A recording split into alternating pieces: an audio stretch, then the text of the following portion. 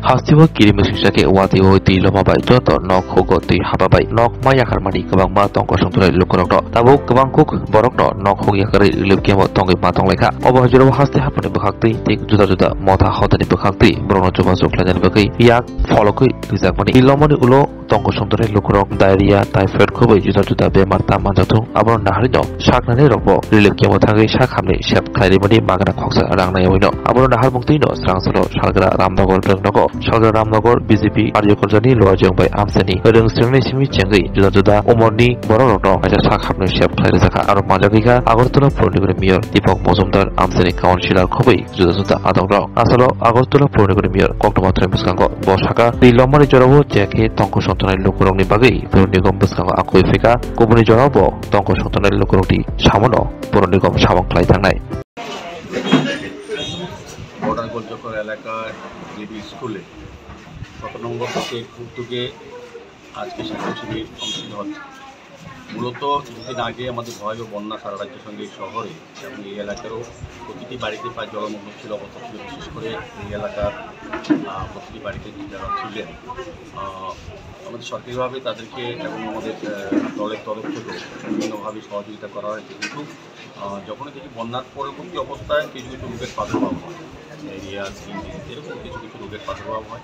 সেই কারণে আমাদের রাজ্য সরকার স্বাস্থ্য বিভাগ থেকে এবং বিভিন্ন অ্যাসোসিয়েশন যারা মেডিকেল লাইনে আছেন তারা বিভিন্ন জায়গায় স্বাস্থ্য শিবির করছেন।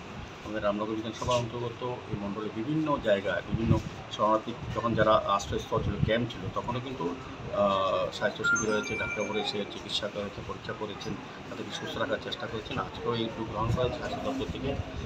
আমার আশা এবং বিশ্বাস যে আজকে এই এলাকার যারা বসবাস করে, যারা এই বন্যায় কবলিত এলাকায় ছিল, যাদের ঘরে বাড়িতে জলমগ্ন ছিল, তারা বিভিন্ন আশ্রয় শিবিরে আশ্রয় নিয়েছিল, অনেকে বাড়িতেও ছিল। তাদেরকে আজকে বিভিন্ন পর্যায়ে তাদেরকে স্বাস্থ্য পরীক্ষা করা হবে, প্রয়োজনীয় বিনামূল্যে ওষুধ দেওয়া হবে এবং আগামী যে সুস্থ থাকে সেভাবে ডাক্তারবাবু দেখে তাদেরকে পরামর্শ দান করবে। আমি এই বুথের যারা বুথ সভাপতি সহ যারা কার্যকর্তারা আছেন তাদেরকে ধন্যবাদ জানাই। বিশেষ করে আমাদের রাজ্য সরকারের স্বাস্থ্য বিভাগের যারা ডাক্তারবাবুরা এবং প্যারামেডিক্যাল স্টাফরা এসছেন তাদেরকেও শুভেচ্ছা এবং ধন্যবাদ জানাই।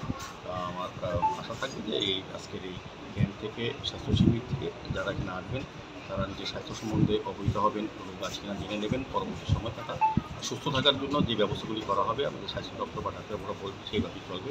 আমাদের আজকের এই মহতি অনুষ্ঠানে আমাদের মধ্যে উপস্থিত আছেন আমাদের Agartala municipal corporation MAC member Tusharkanta Bhattacharya মহোদয়, আমাদের মণ্ডল সভাপতি ৭ নম্বর বিধানসভায়, তারপর মহোদয় আমাদের যুব মোর্চার যিনি সভাপতি এই বিধানসভায়, অমিতাভ ভট্টাচার্য মহোদয় আমাদের মণ্ডলের যিনি সহসভাপতি, আমাদের গৌতম ঘোষ মহোদয় সহ বিভিন্ন পর্যায়ে বুথ সভাপতি এবং অন্যান্য কার্যকর্তা এই এলাকার নাগরিকরা সহযোগিতা করে উপস্থিত হয়েছেন, তাদেরকে সবাইকে ধন্যবাদ জানাই।